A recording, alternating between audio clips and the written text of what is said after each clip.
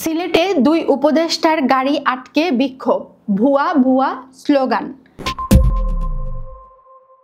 স্থানীয় পাথর শ্রমিকদের বাধার মুখে পড়েছেন অন্তর্বর্তীকালীন সরকারের বিদ্যুৎ, জ্বালানি ও খনিজ সম্পদ উপদেষ্টা মোহাম্মদ ফাইজুল কবির খান এবং জলবায়ু, বন, পরিবেশ ও পানি সম্পদ উপদেষ্টা সৈয়দা রেজওয়ানা হাসান।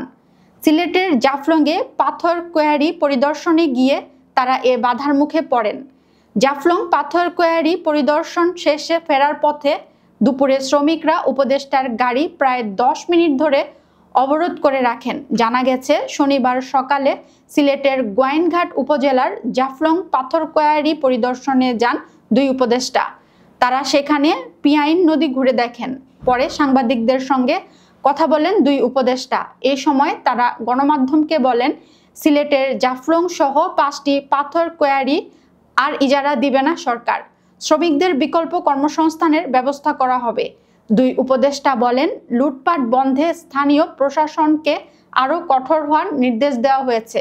এ সময় তারা খুব দ্রুত সময়ের মধ্যে অবৈধ সকল পাথর ভাঙ্গার মিল সরিয়ে ফেলার নির্দেশনা দেন। এ ঘোষণার পর ফেরার পথে জাফলংয়ের বল্লাঘাট এলাকায় তাদের গাড়ি আটকে দেয় স্থানীয় পাথর শ্রমিক সহ সংশ্লিষ্টরা। তারা গাড়ির সামনে অবস্থান নিয়ে বিক্ষোভ প্রদর্শন করতে থাকেন। পরে প্রায় 10 মিনিট চেষ্টা চালিয়ে পুলিশ বিক্ষোভকারীদের সরিয়ে নিতে সক্ষম হয়।